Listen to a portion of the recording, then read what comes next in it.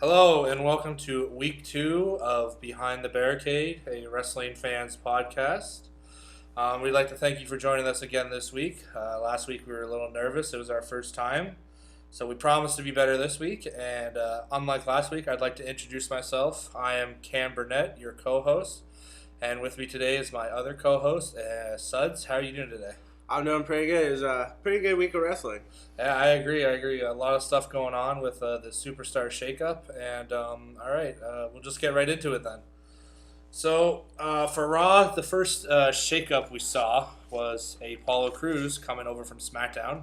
They didn't even talk about it on the air until halfway through the show. That was brought up on social media. Yeah, so that really shows how much they care about Apollo Crews right now. Yeah, which is unfortunate because he's one of the most athletic guys in the WWE right now. So it's upsetting that he's not getting as much credit as he deserves right now, but I believe things will turn out good for him. Yeah, absolutely. So then we had Miz and Maurice come out as John Cena and Nikki Bella, of course.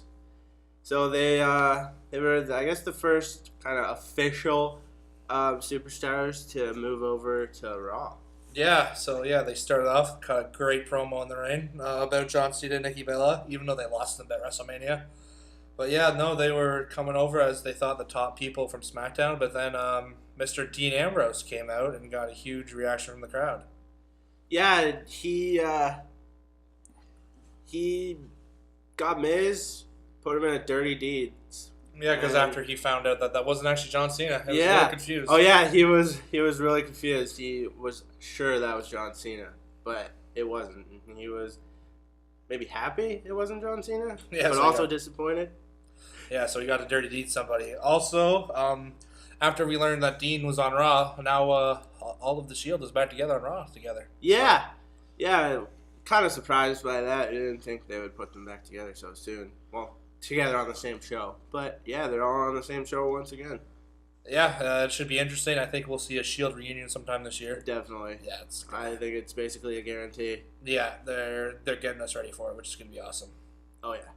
Then the next guy to join the Raw roster was Kurt Hawkins, Face the Facts. Yeah, so Kurt Hawkins comes out, says a bunch of nonsense, and then we hear the Big Show's music, and he knocks him out, and that's the end of Kurt Hawkins.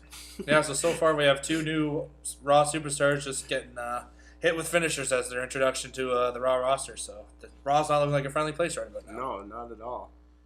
So then we have Bray Wyatt, which was a huge surprise. So he is the number one contender for the WWE Championship on SmackDown. And he has a match coming up for that championship. And it's on the Raw pay-per-view. Yeah, and now it's on the Raw pay-per-view. So we could see this SmackDown title move over to Raw. Yeah, and it was interesting how Bray debuted here.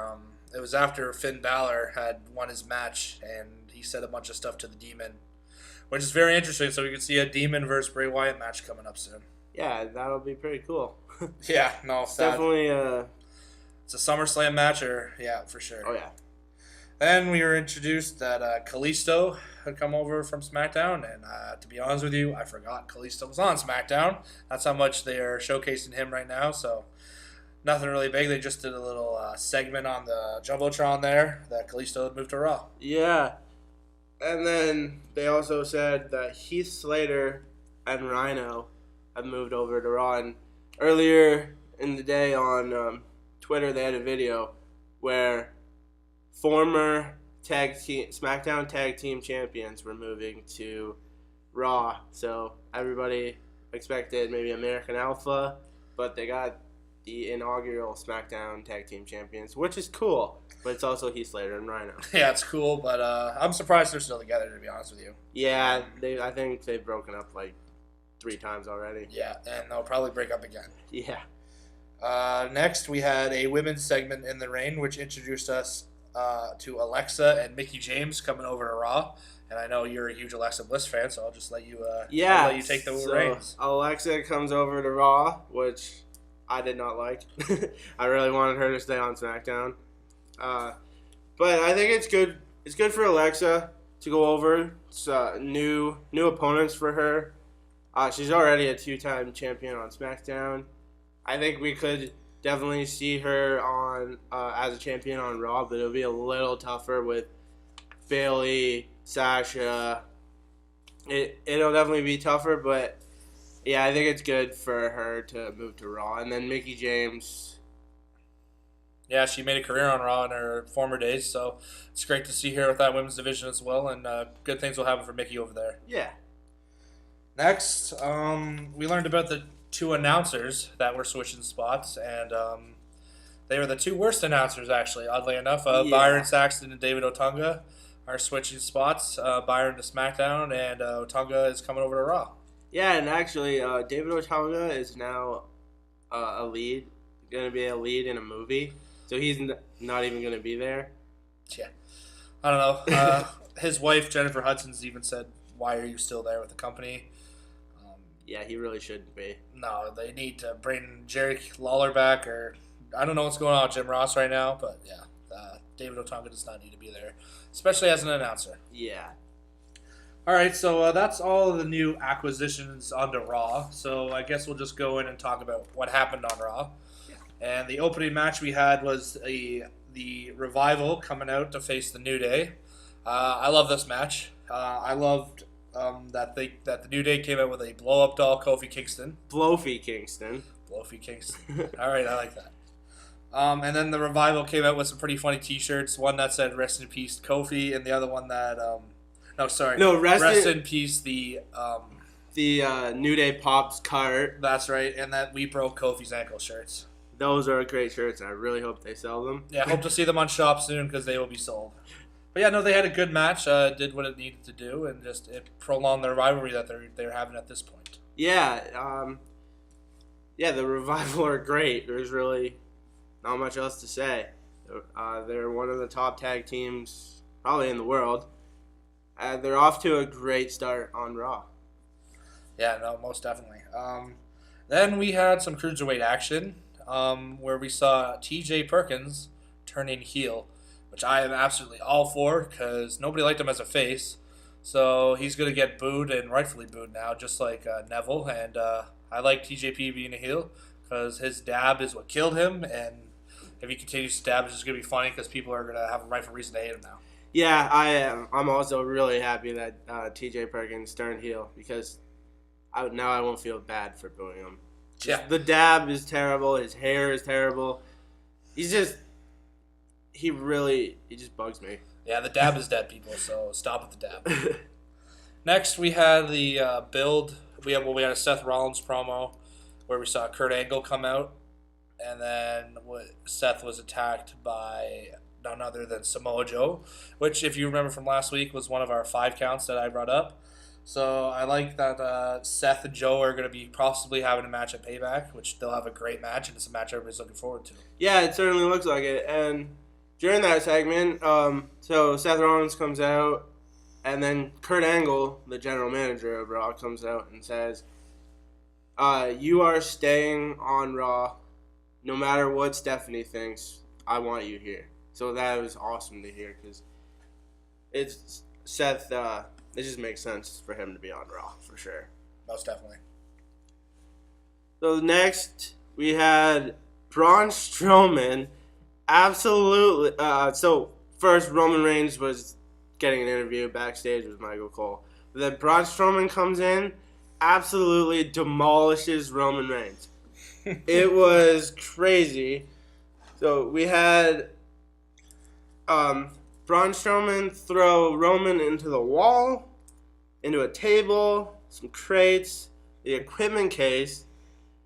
Roman gets put on a gurney, and then Strowman throws Roman off of the loading dock, and then they put Roman into the ambulance. So Braun Strowman, it was massive and clearly very, very strong. Just lifts the ambulance and tosses it on its side. It was just insane. The crowd was going wild. People are saying it's like the best segment on Raw in years or possibly ever. People were going insane. That just shows how much everybody hates Roman. I'll tell you what, it may not be the best segment in years, but it was the best segment of the week. I loved every minute of it. Roman deserved everything he got, and I hope he's out for a long, long time.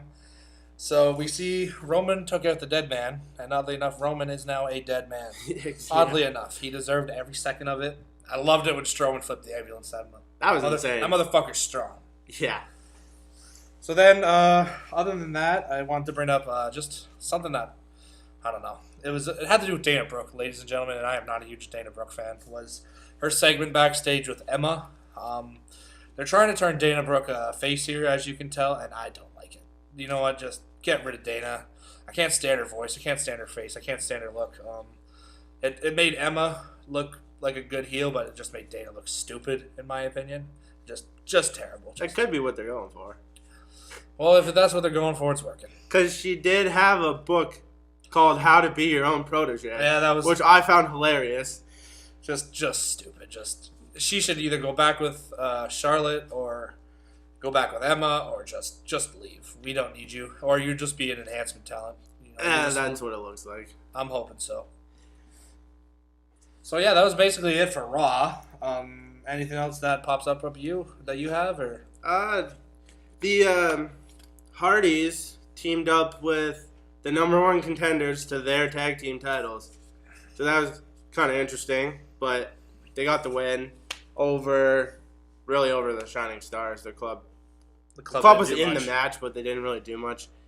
So the Hardys back on Raw, they got another win, and soon enough we'll see them defend their titles against Cesaro and Sheamus.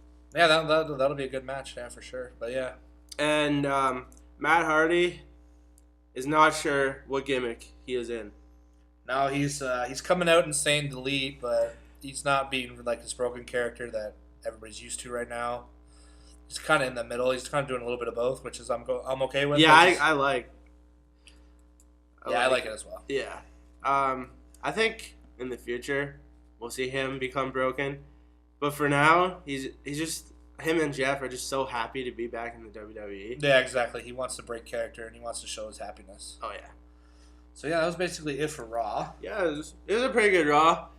Yeah, it did everything it needed to do. It brought new superstars over, started a couple feuds, which is good. Yeah, it's looking good. Advanced some stories with the tag teams. So yeah, it was solid. Yeah, so now we'll look at the superstar shakeup that happened on SmackDown Live, and the first new superstar on SmackDown Live is none other than the freshly shaven Kevin Owens, the face of America, Kevin Owens. The Canadian face of America. I loved it. His promo in the ring was excellent. He spoke French to the heavily heated Boston crowd. He also brought up the Montreal Canadiens and Boston Bruins rivalry, which I loved. Yeah, it was amazing. I will say that Kevin Owens does look kind of weird, shaved face, but it was a fresh start on SmackDown. I thought it was great. I think SmackDown is perfect for Kevin Owens. So then next we have Kevin Owens' longtime friend, but also longtime rival, Sami Zayn. And Kevin Owens was so disappointed when he saw Sami Zayn come out. He was just so angry. Yeah, those two are going to be fighting forever, as the fans like to say. Those two will never be apart as long as their careers are in WWE, I think. Yeah, I totally agree. I could watch them fight every week. Oh yeah, nothing gets me more excited than watching Sami Zayn and Kevin Owens fight. Oh yeah.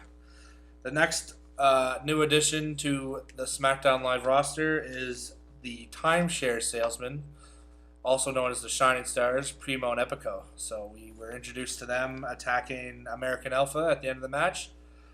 And they're on SmackDown Live. Looks like they'll be doing a new gimmick because they didn't have their pamphlets with them or their nice Puerto Rican shirts that they were wearing on Raw. But yeah, looks like we got a new heel tag team on SmackDown. Yeah, they just came out with their khaki pants and no shirts and just attacked American Alpha. So that gives American Alpha something to do, and it's good to have more tag teams on SmackDown, but really, it doesn't. Really. They're an enhancement tag team. They're taking the spot of the Vaudevillains. Yeah. Yeah, so next, Jinder Mahal, the freshly jacked Jinder Mahal, was brought to SmackDown. Yeah, Jinder looks great. He is he's so improved.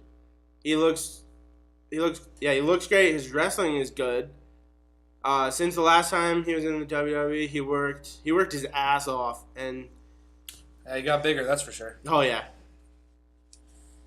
So next we have so this was funny.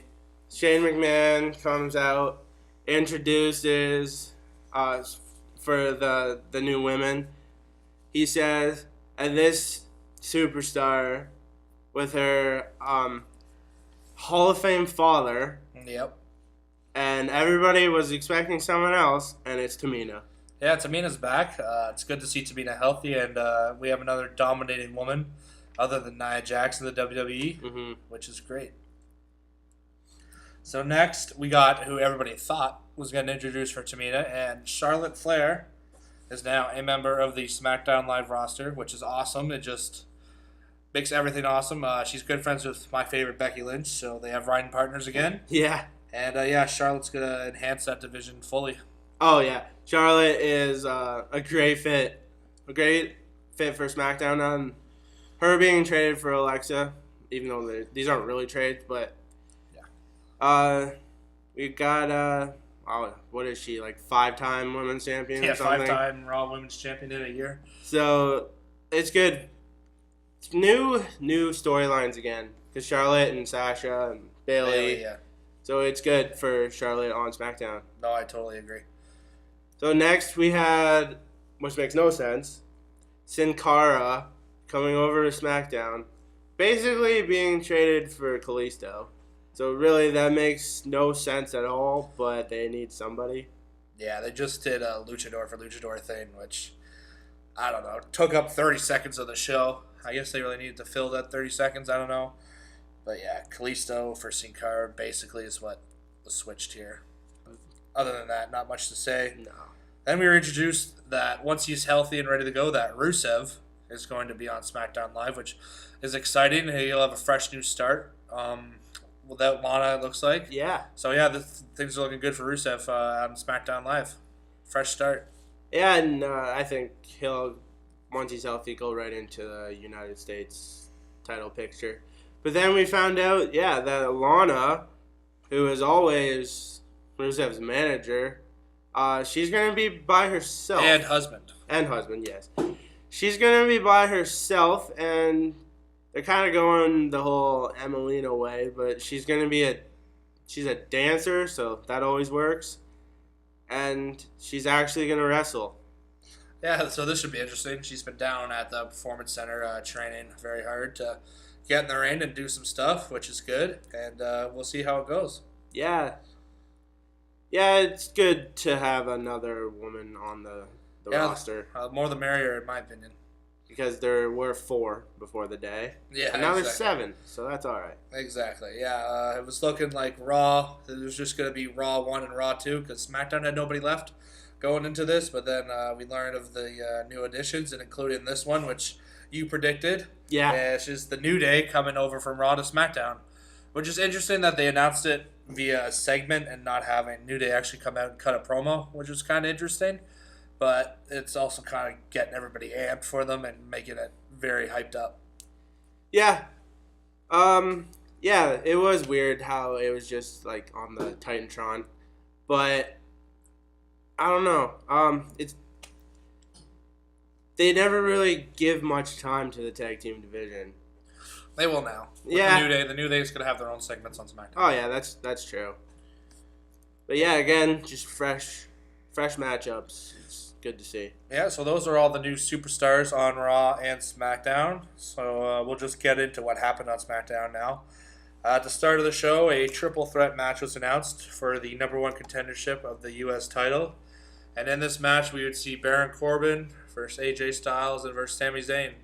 So at the start of the show, we are having three top guys on SmackDown going for the number one contendership for the U.S. title. Yeah. So the U.S. title is looking pretty big right about now. Yeah, the U.S. title, it looks like the number one title on SmackDown. It's great. It's great to see. And so the winner of Kevin Owens and Chris Jericho is going to, the winner of that match at Payback is going to face the number one contender, which we'll find out later. Yeah, and then we saw a promo for this House of Horrors match that's coming up at the Raw pay-per-view with the SmackDown title being defended against a Raw guy. I guess that's just what we got right now is a bunch of fuckery because of the Superstar Shakeup. But yeah, what does this House of Horrors look like for you?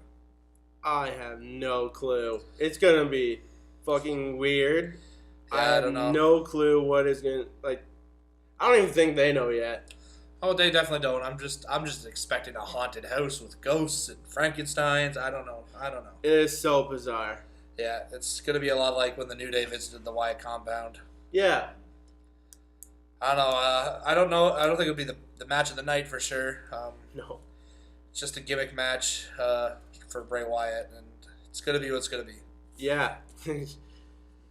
Yeah. So next, we had Mojo Rawley against one of the newest superstars to SmackDown, so Jinder Mahal.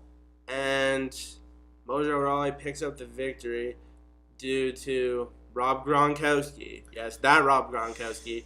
Due to his interference by throwing a beer onto Jinder Mahal. Man, this was great. Gronk's the man. One of the best tight ends in the NFL. Oh, yeah. Not the best there, JBL. Just calm it down there. But yeah, Gronk, if you win your football career finally gives up, there's a spot for you on the SmackDown Live roster, that's for sure. Yeah, the new hype bros. Yeah, I'd love to see that. That'd be amazing. Yeah, so I loved during that match when Gronk did throw the beer on Jinder. JBL is just like, that's a waste of beer. It's a felony. Yeah, that was funny. Yeah. So then we had the main event of the evening, the triple threat with AJ Styles, Sami Zayn, and Baron Corbin. That was a great match. Oh yeah, multiple segments, just excellent. Yeah, never seen a bad AJ match, never seen a bad Sami match, and Baron Corbin is really improving. Yeah, he's the most improved player, which is his award for this year. And just the finish of this match is great. Just all the kicks Sami and AJ were throwing at each other. It was awesome. And then Sami haluva kicking in the middle of the ring to Baron Corbin. It was just great. There's kicks galore during this match. Finisher fest, spot fest. It was awesome. Yeah. And AJ Styles came in on top. Yeah. So we had another debuting superstar loses their match, but AJ Styles deserves to be a champion at all times. So it's good for him to be number one contender. And Sami will get his turn. Baron will get his turn as well. Sami will get his turn with the big belt. Yeah. Oh, yeah. That would be amazing. Yeah. SmackDown Live is the land of opportunity, as they like to mention, and Sami's going to get a big opportunity soon. I can feel it. For sure. All right, so that was SmackDown Live, and then always, of course, after SmackDown Live, they like to do Talking Smack. With Renee Young, Daniel Bryan, and this week Shane McMahon. Yeah. And if you want to talk about the first couple of guests, if anything surprised you with them, or you just want to go straight into Kevin Owens. The first guest was Dolph Ziggler, who pretends that he has no idea who Shinsuke Nakamura is. It's kind of funny, but he's gonna get his ass kicked as soon as we see them in the ring together. He's getting Keith Sasha and. Oh yeah. So that was really it for Dolph. He was kind of just being a dick. But, yeah, no, that was it for Dolph. And then we had Jinder Mahal come in. And Jinder, I really believed everything he was saying. Oh, yeah, no, he was sincere. Shane McMahon and Daniel Bryan seemed very impressed. Yeah, they did. I was impressed with Jinder Mahal, what he had to say. So, yeah, I see bright things for Jinder Mahal in the future. Yeah, me too. Jinder is doing great work these days. Yeah, he really is. Then we had the main event of Talking Smack, if you will. He'd call himself the main event of Talking Smack, Kevin Owens showed up. And it was a little weird because he came up throwing his shoes, which is not a great first impression you want to make, but hilarious. Yeah. Also, he said congratulations to Renee Young, and he said, "Are we talking about that?" And Shane's like, "No, Yeah. we're not talking about that." So at this point in time, I had no idea what the hell they were talking about, so I wrote it down. I was just wondering what was going on there, but we'll talk about that later. But Kevin Owens, he's awesome. Oh yeah. Yeah, Kevin Owens. It's the Kevin Owens show. But he was kind of, I guess, frustrated or something with Shane and Daniel. Like, why do you want me now on SmackDown? Why didn't you draft me? I was available really late, or fairly late when it was the draft. So I found that kind of funny. He made it so awkward. It was awesome. Oh yeah, he made things awkward, and Shane was trying to give him compliments, and he was just shooting them right back in his face. It was awesome. Yeah. Oh so my. yeah, Talking Smack was great as always, and yeah, that's about it. What we have for Talking Smack. Yeah, it was. Talking Smack is always solid. It kind of advances some storylines. It's always good to watch. So next we had 205 Live. 205 Live, it's always pretty good. But yeah, so we had Akira Tozawa, and he's in a feud with Brian Kendrick right now. Yeah, and so basically we had Akira Tozawa. He did the old ring the bell when the ref didn't call for it. Routine, as we like to call it, the Montreal Screwjob is what brought that up, and they're just constantly repeating that now. And so yeah, Brian Kendrick had his opponent in the captain's hook, or the bully choke, if you will. And Tozawa was hidden down by the timekeeper wearing a hat, rang the bell. The ref looked up, said, "I never rang the bell." Brian Kendrick got distracted. Tozawa came up with a stupid little grin on his face, took the hat off. And then Brian Kendrick got pinned and lost. And then Tozawa picked up the mic. And it's basically reteaching the lessons to Brian Kendrick that Brian Kendrick taught to him. So we're just prolonging this feud. I don't know. It's kind of funny, but, you know. It's funny, and it was kind of nice where they weren't wrestling each other again. Yeah, they're doing different stuff for the story. So it was pretty good. But yeah, they're basically just redoing the whole story by teaching the lessons Brian already taught. Yeah. So I think we'll probably see that go on until like Payback. Yeah, they might do a finish, but again, Payback usually will only show one cruiserweight match. So Yeah. we might just see it until the 205 Live after Payback, and then some other stuff will happen. Yeah, true. Next, we have this love triangle quarrel going on with Noam Dar, Alicia Fox, and Rich Swann. So again, Noam Dar confronted Rich Swann in the ring about that. No, he's actually the one giving the gifts. And so Alicia Fox came down, said, yeah, she agrees with Noam, calls Rich Swann a liar. Then the same package delivery guy that's been there the whole time. Yeah, it's amazing. Every week. Whatever company he works for, he's got to go from city to city. It's amazing. Anyway, he shows up with a gift, and Noam Dar says, "Of course, that's from me." And she asks what it is. He said, "Well, it's a surprise," because he has no idea what it is. Yeah. And Rich Swann is up at the ramp at this point, and so Alicia opens the gift, and she gets fluttered with baby powder. And yeah, so Rich Swann's laughing. Noam Dar's like, "Oh, I'm in the doghouse. I'm sleeping on the couch tonight." Look, and Alicia Fox they prolonged this segment a long time. She was just getting mad and mad. She didn't know what to do because they just kept the camera on her the whole time. She'd just be standing there mad, get up on the ropes, start chirping the crowd, and it was a long segment. Yeah, it's always funny. But it's funny, but it's what's the point?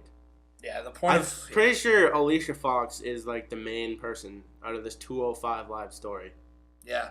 And the whole point of 205 Live, in my opinion, is just to have the great cruiserweight matches, and they're putting in stupid stories like this. All we need are matches. That's it. That's what made the Cruiserweight Classic great. Yeah, we don't need stories. They don't need stories. They're good wrestlers. They're fighting for the championship, which is the whole point of wrestling. Don't need stupid storylines like this. Especially on a 45-minute show. Yeah, exactly. So that's it for 205 Live. We're done talking about it. We had TJ Perkins just, I guess, kind of advancing his heel turn, but other than that, not really much. Don't care. Moving on. Yeah, 205 Live is just, it's kind of a hassle. It's kind of a waste of 45 minutes. Yeah. It's a long build-up for Talking Smack. Yeah, basically. Anyway, next we have NXT, oddly enough. And First thing I've written down here is that the steel cage match was introduced for Ty Dillinger and Eric Young for next week, which is going to be a great match. It's probably going to be Ty's last match in NXT. Yeah. And the two Canadians are going to put on a hell of a show. Definitely. Yeah, it's a perfect way for Ty Dillinger to, I guess, have his final match in NXT. Steel cage makes sense. Yeah, like you said, they'll put on a hell of a match.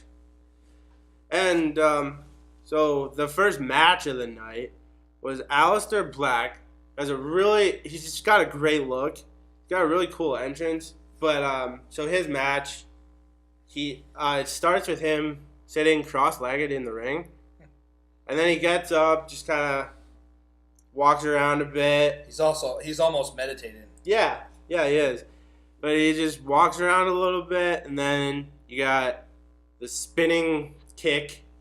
1, 2, 3, and the match is over. But that kick, Black Mass, it's amazing. It is out of nowhere. It made it even better. Yeah, the finishers that are out of nowhere are way better, in my opinion. Oh, yeah, definitely. All right, so next, in my notes here anyway, you can talk about other stuff, but we had Drew McIntyre's in-ring debut versus Oney Lorcan, which in my opinion was very, very good. Yeah. Drew McIntyre looks like $1 million. Like he said in his promo, NXT is not a third brand, which I agree. They're not a third brand; they're their own thing, and he's going to make it better. And his match with Oney Lorcan just proved that. Oh yeah, very stiff match, in my opinion. Both those guys know how to throw a punch, definitely, or a headbutt, as we saw from Oney. And they left it all in the ring in that match. And I'm very impressed with both these superstars. And Drew's going to get a huge build, but Oney Lorcan's solid. Oh yeah, he's great help. Yeah, I'll just say Drew McIntyre had a really cool promo after where he said, "I've got all the Raw talent in the world. I can lay a smackdown on anybody, but I'm here in NXT." It was really cool. He'll definitely get the championship soon enough. Yeah, he's the next NXT champion, in my opinion. Oh, yeah. So then there's just a couple other things. There's just DIY kind of making their, I guess, return to NXT after the takeover. But they faced Dylan Miley and some other dude, Johnny Blaze or something. But Dylan Miley is like 6'6", like 350 pounds. He just looks insane. He looks like a Vince guy. He's a Vince guy? Oh, yeah. He looks like a Vince guy. Those guys don't always work out, though. No, how's his work in the ring? Pretty good? Not really. Yeah. But he looked cool. He looked cool. Yeah, he has a good look. He is massive. But no, just I thought it was kind of funny. But yeah, DIY obviously picked up the win. Yeah. They're just there, I think, for another takeover. They'll probably be at the takeover in May. Yeah. Then I'd say they'll be called up. To SmackDown, Raw. After this week, I'd say SmackDown. Yeah, same with me. Yeah, I'd say SmackDown, which will be awesome. And then we said goodbye to, I don't want to say NXT legend, because is there really anything as NXT legends? Because they're really there for a year and a half, and he was already a big superstar. But an NXT mainstay, Shinsuke Nakamura, came out and said goodbye to the NXT universe, which was nice. He can't speak English that well, so he didn't have a really heartfelt goodbye, but we knew he meant it. Yeah. It's cool to see all the talent and come out on the stage, and we saw Finn Balor, who pretty much built him. Yeah, that was really cool. Built Shinsuke for NXT, and Shinsuke's on to bigger and better things, and we thank him for his time in NXT. It was great to watch him. Definitely, yeah. A lot of people argued that Shinsuke could have started on Raw or SmackDown because of his international talent, but I think him starting in NXT is definitely going to build his career even bigger than he could even imagine. Oh, yeah. Yeah, he could have started on main, but NXT was great for him to go just get used to the American crowd, kind of get better at promos. He's obviously not the greatest because his English isn't that good, but you know what he's saying. And he speaks with his actions anyways. Yeah, he speaks with his legs. Yeah.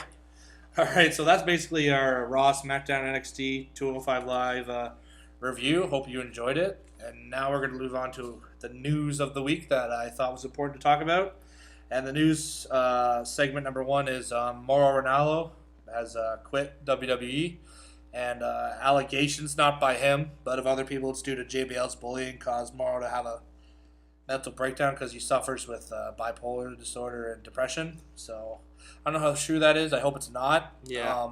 JBL has been known not to be a bully, but he says what he wants because he's a big, tough Texan and he's a old school wrestler. Yeah. So he's old school, so his ribs probably have caused to hurt a lot of feelings when he doesn't mean to. And if it's for what people think he said on air, what he says on air is his character.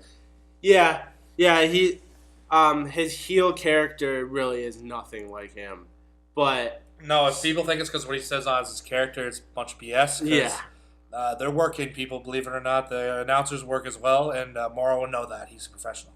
Yeah, it's unfortunate that Morrow can't come back, but I think it'll be better for him, really. It'll be better for his own health. It just wasn't working out, and he can go back to doing something that I think he loves more to do, which is like MMA stuff. MMA, and he has his podcast. Yeah, and then some boxing as well, so.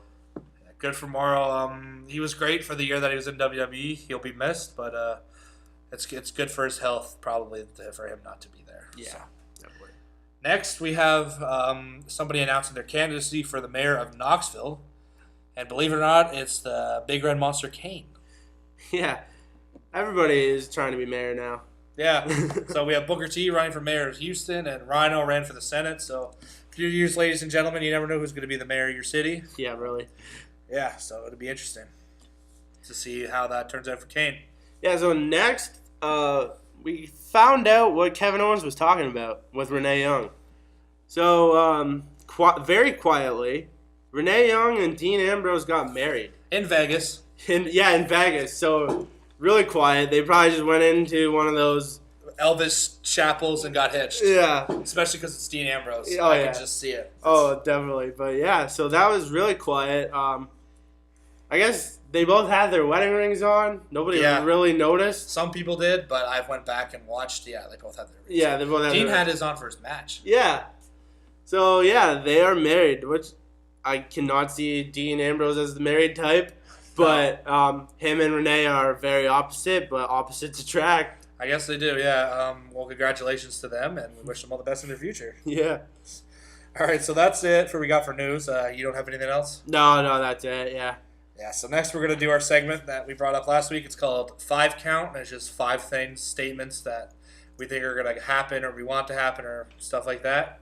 They're not truthful. They could become true, but they're just stuff we've made up. So I'll start with that Jinder Mahal is going to win a singles title on SmackDown Live. He impressed me on Talking Smack. He really did. He seemed genuine, and he said, I'm here to be better than I was before, 5 years ago or whatever.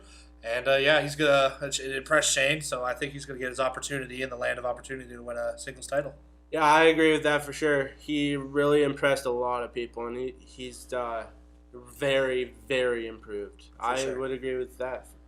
It might be a while before he gets one. Yeah, I didn't say next week. But I think he will get one, or at least get a chance at one. Yeah, no, things are going to be good for Jinder. Definitely. So, next I have, who won the Superstar Shakeup? Raw or SmackDown? What do you think? Well, do you think anybody won? Well, you know what? In wrestling, we have winners and losers. That's true. So, looking at the two rosters right now, putting the fact that Raw is 3 hours, SmackDown is 2. Still, all in all, considering, I think SmackDown won. Yeah, I was hoping you were going to say that. Yeah. I agree 100%. Kevin Owens, Sami Zayn, Charlotte. Yeah. Those 3 names alone. Oh, yeah. Yeah. And considering SmackDown's a 2-hour show, like compared to Raw, they still won. Yeah. Like they got the talent that's going to make their show even bigger and better. Definitely. So, yeah, next I have Shane McMahon should permanently stay on Talking Smack. I know Daniel Bryan and Renee Young have kind of made it their own thing, but I love Shane McMahon. I love every possibility to see him on TV. And he does a great job. Him and Daniel Bryan kind of feed off each other. Kind of, it's like, not really heel like Shane, but Daniel Bryan's the kid there, I don't care. Shane's the McMahon there. Yeah. Keeping things kind of semi-serious and having a joke every once in a while. And Daniel Bryan's there to have fun. And Renee Young's perfect, the perfect one in the middle. Yeah. At first, I wasn't so sure, but I think you sold me on that. Yeah, no, Shane. I like to see Shane. Yeah, I'd be perfectly fine with Shane McMahon as well as Daniel Bryan and Renee Young doing Talking Smack for sure. So next, I have So we found out that whoever wins between Kevin Owens and Chris Jericho is going to be on SmackDown. So who do you think we're going to get on SmackDown full time? Kevin Owens. Yeah. Yeah. They're not going to debut him at the start of the show just not to have him there to face AJ Styles. Kevin Owens, AJ Styles, U.S. title. Oh, I know, but That's a pay-per-view headliner right there. But that sounds like the logical thing to do. So it won't happen. So we never really know. But yeah, I think it has to be Kevin Owens winning the U.S. title and standing on SmackDown. Yeah. And finally, I have Sin Cara and Kalisto to 205 Live. They're not going to do anything on the main roster. They're there for house shows. Really is where we see them. Yeah. Just put them on 205 Live, guys. They're the right weight for it. Yeah. Yeah. No. Yeah. Nothing. No disagreement from me. Just put them there. Put them there. Just show them once in a while. They have a better chance on 205 Live than they do on the main roster. So yeah, exactly. I agree. Yeah, so that's it for 5 Count. I hope you guys enjoyed it. Next, we're going to be talking about the match of the week. First, the match that Sudds picked last week, which was from SummerSlam 2002, which showed Rock versus Brock Lesnar for the Undisputed Championship. Great match, Sudds. Great. Yeah. Starts off our podcast good for the pick of the week. Brock Lesnar was with Paul Heyman, who had his long ponytail and bald cap. And one of the things I found interesting was Tony Schimmel, my man, introduced Brock as the next big thing. Yeah, that was funny. It's like Tony Schimmel had well, he's told to say it. Yeah. He had a crystal ball, and Brock Lesnar is the big thing right now. Oh, yeah. And so, yeah, the match started off, Brock just dominating. He just dominated the Rock left, right, and center, showing what he does now. He's just dominant beast. One of the things I found funny was Brock was dropping elbows in the match. Yeah. With no elbow pads, just dropping the elbow. It looked weird. It was funny because he doesn't do that now. He just suplexes people. Yeah, he had a lot more in his arsenal. Yeah, yeah. Just when I saw him dropping the elbows, I thought it was funny. Yeah. Next, there's this part in the ring where they both did clotheslines to each other. So they're both down on the mat, and they both did dual nip-ups. Yeah, that was funny. That Yeah. was weird to see, too, with That was Brock Lesnar doing that. Yeah. We know he can do it because of his athletic Yeah. prowess, but seeing him do it was funny. During the match, I noticed that this was a very heavy Brock Lesnar crowd. Yeah, I know. I was actually really surprised with that. Yeah, they were cheering for Brock very, very heavily. Also, Paul Heyman took a lot of bumps this match, including one from The Rock through a rock bottom through the table, which put him down. Yeah. Yeah, Paul Heyman was taking a lot in that match. Got punched in the face, went into the ring post. It was just poor Paul Heyman. Taking so much abuse that match because he kept trying to interfere. Yeah. So then we see Lesnar get hit with a rock bottom in the ring. He kicks out. Then he hits The Rock with a rock bottom. The Rock kicks out. Or as I think it was Taz or Michael Cole, one of them said the Brock bottom. The Brock bottom. Oh yeah, it was Taz. It was the Taz. Brock bottom. Yeah. And then we saw a bunch of counters, moves for the Rock bottom, moves for the F5, but Brock finally hit the F5 on the Rock. And 5 months into his WWE career, Brock Lesnar at the time was the youngest undisputed champion. Yeah.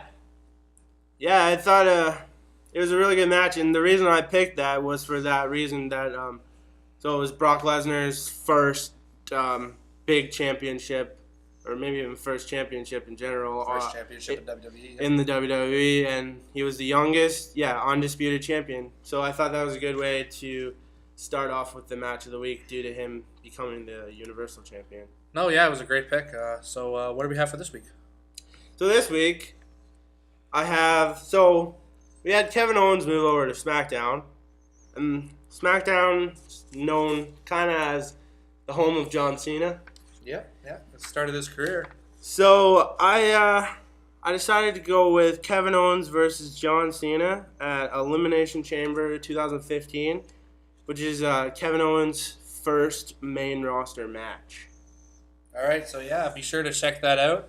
And once you check it out, we like to interact with you guys on Twitter, so use the hashtag that we have come up with, which is BTB Match of the Week.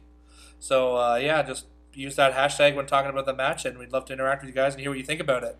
And the tweets we see, we'll mention on air. Yeah, absolutely. So next, we have a segment that is What's Got Cam Hot This Week.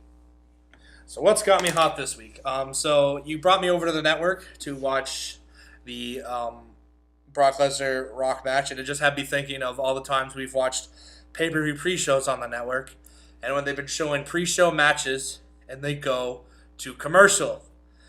I understand on Raw and SmackDown why you guys would go to commercial because you got to make your money, but on your own goddamn network, when we're watching a pre-show match at WrestleMania, the last pay-per-view, for the Cruiserweight Championship or for whatever, the Intercontinental Championship, and you go to a freaking commercial on your own network. It's your network. You don't need to advertise anything during a match. You can choose when to go to commercial. You pick terrible times during matches. So, yeah, that's what's got me fucking hot this week. Don't do it. Stop it. Yeah. Stop. Yeah. Not much to say to that. Yeah, so that's basically our show for the week. Hope you guys enjoyed it. A little shorter this week due to the fact that there's no WrestleMania.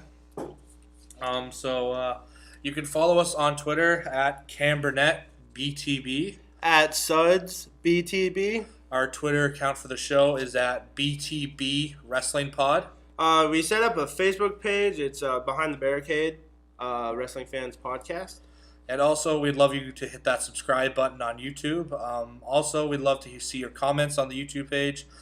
Interact with us on Twitter either through our account, our show account, or our two personal accounts. Yeah, we always talk about wrestling. Give us a follow. We'll follow you back. Yeah, we'd like to hear some stuff you guys have to say about the show. Yeah, no, we're gonna try and live tweet a bit for Raw and SmackDown if we can. Oh yeah, for sure. We'd love to get our social media accounts going and love to interact with you guys. So thank you very much for listening. Talk to you guys next weekend. Sudds, take us home. Now, if you remember one thing from this episode, let that be to never go to the top rope.